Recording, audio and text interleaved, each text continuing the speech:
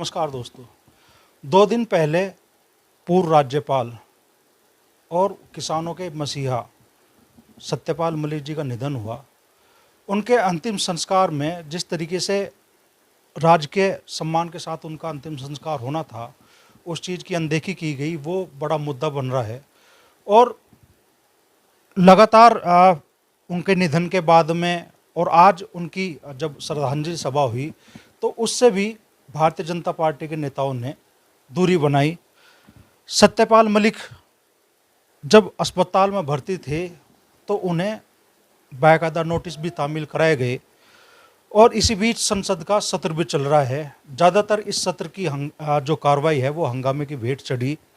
तो इन्हीं सारे मुद्दों पे चर्चा करने के लिए हमारे साथ मुजफ्फरनगर सांसद हरेंद्र मलिक जी मौजूद है। तो मलिक साहब, जिस तरीके से सत्यपाल मलिक जी के अंतिम संस्कार में राजकीय सम्मान उन्हें नहीं दिया गया, किसान वर्ग में बड़ी पीड़ा है, क्या कहना चाहेंगे? ये राजनीति के गिरावट की पराकाष्ठा है। देखिए, सतपाल मलिक उत्तर प्रदेश विधानसभा के सदस्य रहे, भारत की लोकसभा के सदस्य निर्वाचित रहे, 2 बार राज्यसभा में रहे, भारत सरकार के राज्य मंत्री के रूप में, और भारत सरकार द्वारा नियुक्त महामहिम श्री राज्यपाल के रूप में 1 नहीं 5 स्टेट की उन्होंने सेवा की है। और भारतीय जनता पार्टी के राष्ट्रीय उपाध्यक्ष भी थे। और जो विवादित बिल था धारा 370 का, उस पर सिग्नेचर करने वाले भी माननीय सत्यपाल मलिक थे। उनके साथ जिस तरह का आचरण भाजपा सरकार ने किया, ऐसा राजनीति में भूत में तो कभी भूतकाल में तो हुआ नहीं, और हम तो प्रार्थना करते हैं भविष्य में भी किसी के साथ ना हो। जिस समय उन्होंने शिकायत की थी कि फला प्रोजेक्ट में, हाइड्रो पावर प्रोजेक्ट में मुझे रिश्वत की ऑफर हुई है, तो शिकायत की जांच ना करा के उल्टा इन्हें मुलजिम बढ़ा दिया। और जब ये मृत्यु शैया पर थे, उससे पूर्व उनके घर में रेड हुई तो 4 कुर्ते पजामे मिले। इनके पैतृक गांव में भी हुई रेड और यहाँ भी रेड हुई। कुछ कागज पत्तर पैसा कुछ नहीं मिल पाया। सतपाल मलिक अस्पताल में भर्ती थे, सीबीआई की चार्जशीट का समन वहीं गया। और अभी एक, जब ये शायद उस दिन इनका शरीर पूरा हो चुका था या होने वाला था, उस दिन भी समन गया। एक आदमी जिंदगी मौत के बीच में जूझ रहा, और सीबीआई कह रही कि 2200 करोड़ रुपए तक का घपला किया है। अगर सीबीआई ने ये जान लिया कि सतपाल मलिक ने 2200 करोड़ का घपला किया, तो ये भी पता होगा 2200 करोड़ कहाँ है। हम चाहते हैं कि वो 2200 करोड़ सीबीआई रिकवर करे और उसका एक ट्रस्ट बना ले। उसके मुख्य ट्रस्टी आदरणीय प्रधानमंत्री जी रहे। ये तो कोरोना वाले ट्रस्ट के भी हैं, उसका भी ऑडिट नहीं होता, इसका भी नहीं होने का। और ये पैसा गांव गरीब किसान मजदूर के बच्चों के काम आवे, पढ़ाई के काम आवे। दूसरा, हमने वो सीन भी देखा, इनके पास दवाई के पैसे नहीं थे। दवाई के पैसे भी मिलने वालों ने दिए। कुछ लोग, जो 4-5 लोग इनकी सेवा कर रहे थे, उन्होंने अपने पास से दिए। जिस दिन इनका स्वर्गवास हुआ, मुझे पता लगा, मैं हॉस्पिटल गया तो मेडिकल सुपरिटेंडेंट ने कहा कि बॉडी उठाइए। हम लोगों ने कहा भाई इनके बेटे को आ जाने दो, तब होगा। ले कहाँ जाएंगे, घर तो है नहीं इतना बड़ा। तो और फिर अगर इनका शरीर पूरा ना होता तब भी इसी रूम में थे। मानवता को तार तार करके उसने कहा जी मुझे नौकरी करनी, मेरी मजबूरी है, डेड बॉडी तो आपको उठानी पड़ेगी। कुछ उनके समर्थक कैडे हुए तो सीएमएस को 4-5 एमपीज ने कहा कि आप ऐसा नहीं कर सकते, आप गलत कर रहे हैं। तो उसने कहा जी मुझे नौकरी करनी, मैं तो जा रहा हूं, आप जानो और आपका काम। यानी उस पर ऊपर से कितना दबाव था कि डेड बॉडी उठाइए यहां से। और दूसरा आप बता ही रहे, जो 9 बार जिसने भारत के संविधान की शपथ ली हो, उस आदमी को प्रोटोकॉल ना मिले। राष्ट्रपति भवन को मैसेज किए, पीएमओ को मैसेज किए, सब चुप रहे। राष्ट्रपति भवन को जब उनके पुराने सेक्रेटरी मिस्टर राणा ने फोन किया तो उन्होंने कहा अभी हम कराते हैं, उसके बाद नतीजा 0। यही नहीं, लोकसभा में भी उस दिन सूचना नहीं दी गई कि उनका स्वर्गवास हो गया।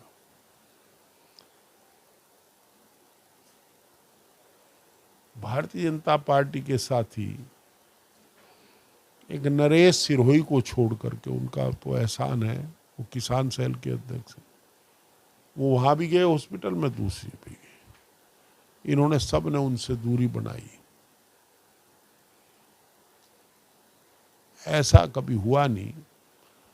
हिंदुस्तान की तो परंपरा है कि मरणोपरांत तो सभी श्रद्धांजलि देते हैं।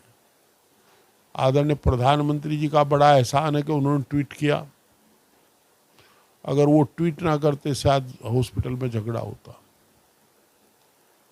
पर आदरणीय प्रधानमंत्री जी से ये भी अपेक्षा है कि इस बिंदु गंभीरता से लेंगे। राजनीति में इतना राजनीति को नीचे नहीं जाना चाहिए कि राजनीतिक लोगों को लोग गरिया में। आज सब लोग कर रहे हैं। अभी जालंधर के लोगों ने तय किया कि 16 अगस्त को जालंधर के किसान वहां उनका वो करेंगे शोक सभा। हमारे यहाँ पहले महीने पे मुजफ्फरनगर में शोक सभा करेंगे, अब बड़ी सभा करेंगे, इनको श्रद्धांजलि देंगे। हम लोगों को ये उम्मीद ही नहीं थी कि सरकार ऐसा करेगी। आज तक हुआ ही नहीं कहीं भी ऐसा। यार कहीं किसी का कोई बीमार हो जाए तो उसका भी हॉस्पिटल में पता लेने चला जा। इनका तो कोई पता लेने भी नहीं आया, भाजपा वाला तो।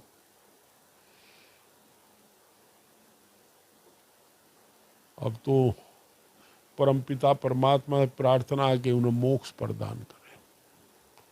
वो एक निर्भीक, सिद्धांतवादी, जुझारू व्यक्तित्व के धनी रहे। छात्र जीवन से लेकर के और अंतिम समय तक उन्होंने कभी सिद्धांतों के साथ समझौता नहीं किया। यही प्रार्थना। ये सिला है क्या गवर्नर के तौर पे किसानों के हक में आवाज बुलंद करने का? सारी रामायण पढ़ दी, मेरे तो पूछे सीता किसका बाप था।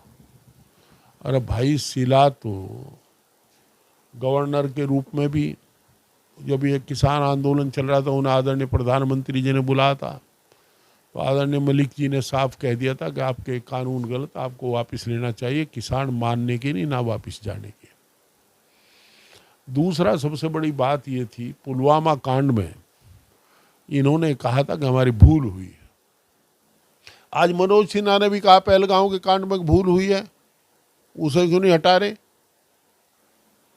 पर चूंकि इन्होंने ये सवाल भी किया था कि वो RDX आया कहाँ से, कौन लोग थे वे, एयर लिफ्टिंग क्यों नहीं हुई फोर्स की।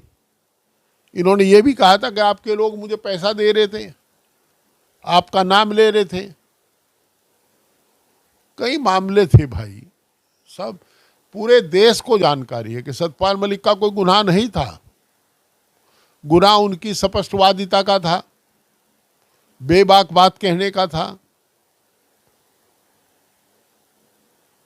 अरे जांच उनकी करा दी उल्टी। अब 2200 करोड़ रिकवर करो ना, कहाँ है वे? उसका एक ट्रस्ट बना दो और वो ट्रस्ट गरीब गांव के किसान के बच्चों को, मजदूर बच्चों को उनकी शिक्षा पर खर्च करे, उसके ब्याज का पैसा। सतपाल मलिक की कोई गलती नहीं थी। हम उनको सलाम करते हैं, उनकी निर्भीकता को, उनकी सिद्धांतवादिता को, स्पष्ट वक्ता को हम सलाम करते हैं। चलिए, संसद का सत्र चल रहा है और इस बार सत्र की ज़्यादातर कार्रवाई हंगामे की भेंट चढ़ गई। सत्ता विपक्ष पर आरोप लगा रही है और विपक्ष आरोप लगा रहा है सत्ता पे। कैसे देख रहे हैं आप? और जो पहलगाम आतंकी हमले और ऑपरेशन सिंदूर को लेकर चर्चा हुई और प्रधानमंत्री, गृह मंत्री की तरफ से जवाब आए, उन जवाबों से विपक्ष कितना संतुष्ट है? देखिए, आदरणीय प्रधानमंत्री जी ने कोई जवाब नहीं दिया, आदरणीय गृह मंत्री जी ने कोई जवाब नहीं दिया। ये तो केवल अपोजिशन को गरियाते रहे और बहुत आक्रामक तरीके से नेहरू जी से लेकर वर्तमान तक सबको गरियाने का काम इन्होंने किया, कोई जवाब नहीं दिया। देखिए, ऑपरेशन सिंदूर की जहाँ तक बात है, हम लोग भारत की सेना के जज्बे को सलाम करते हैं। भारत की सेना बहादुर सेना है, अदम्य साहस की सेना है, एक आदर्श सेना है दुनिया की, जो कम सीमित संसाधनों में प्रतिकूल परिस्थितियों में देश के लिए अपने प्राणों की बाजी बना कर लगा करके देश की रक्षा करती है, सदैव तत्पर रहती है रक्षा के लिए। वो सेना है भारत की और हर भारतीय को अपनी सेना पर गर्व है। कभी आपने 62 की लड़ाई के बाद, 65 की लड़ाई के बाद, 71 की लड़ाई के बाद, कारगिल की लड़ाई के बाद अटल बिहारी वाजपेयी जी को या इंदिरा जी को या लाल बहादुर शास्त्री जी को आपने कैसा सुना कि हमने ये किया? वो सेना का शौर्य है, उसके बारे में कोई चर्चा नहीं होनी चाहिए थी। ऑपरेशन सिंदूर की चर्चा हुई, क्या बिगड़ गया? इन्हें विपक्ष को गरियाने का मौका मिल गया। और देखिए, अब जहाँ तक पार्लियामेंट ना चलने की बात है, हम केवल इतना चाहते हैं कि जो व्यक्ति के मौलिक अधिकार हैं उनका हनन ना किया जाए। आप SIR के नाम पर आधार कार्ड को भी आधार नहीं मान रहे, आप कह रहे हैं कि वोटर लिस्ट को भी आधार नहीं मानेंगे, तो उस वोटर लिस्ट पर चुन करके जो मेंबर पार्लियामेंट आए उनका भी इस्तीफा कराइए सदस्यता से, उन्हें बर्खास्त कर दीजिए सबको। जब वोटर लिस्ट गलत थी तो मेंबर्स का चुनाव भी तो गलत ही है, तो उनको बर्खास्त कीजिए। ये डबल रीजन, इसके नतीजे होंगे कि लोगों के नाम काटे जाते हैं। अरे हम तो चुनाव लड़के आए अभी भाई, हमारे 50,000 नाम कटे हैं, 10-10 हजार के करीब नाम कटे हैं। हिंदुओं के भी हैं, मुसलमान के भी हैं, कटे सबके हैं। कोई हिंदुओं के ठेकेदार यही हैं? हमें हिंदुओं ने वोट नहीं दिया, हमें भी दिया, खूब दिया। तो ये तो SIR के नाम पर लोगों के संवैधानिक अधिकारों का हनन कर रहे हैं। हम सरकार के वकील नहीं हैं, हम लोगों के वकील हैं, हम वकालत करते हैं। अगर अपोजिशन मांग करता है चर्चा की, जितने दिन उन्होंने खराब कर दिए, 2 दिन में चर्चा होकर साफ चली जाती है। हम ही बोलते क्या? अपोजिशन अकेला नहीं बोलता, आधा समय सत्ता पक्ष को मिलता है बोलने का, तो वो भी अपनी बात कहते हैं, हम भी अपनी बात कहते हैं। जनता के सामने सब आती, उसे छुपाते। तो SIR चुनाव के परिणाम को प्रभावित करने का नया तरीका है क्या? नहीं, तरीका पुराना है इनका, पहले से करते रहे हैं, परंतु अब इसे लार्ज स्केल पर कर रहे हैं और संवैधानिक दायरे में कर रहे हैं। इलेक्शन कमीशन से, मैं उस डेपुटेशन का सदस्य था जो सर्वदलीय गया था इलेक्शन कमीशन में, मैं भी गया था अपनी पार्टी की तरफ से। इलेक्शन कमीशन ने हमें नहीं सुना, जो हमने सुना तो उनका जवाब ऐसा ही था जब भारतीय जनता पार्टी के राष्ट्रीय प्रवक्ता का हो। कोई लाभ नहीं सुनाएगा। राहुल गांधी ने जो आरोप लगाए, बाकायदा एक लंबी प्रेस कॉन्फ्रेंस उन्होंने करी, सबूत भी पेश करे और चुनाव आयोग उनसे हल्फनामे की मांग कर। अब ये भी एक मजाक है। जब उन्होंने सबूत दिए हैं, इलेक्शन कमीशन ये भूल जाता है कि राहुल गांधी लीडर अपोजिशन भी है। उन्होंने सबूत दिए तो उन सबूतों की जांच करा ले, इसमें हल्फनामे की क्या जरूरत है?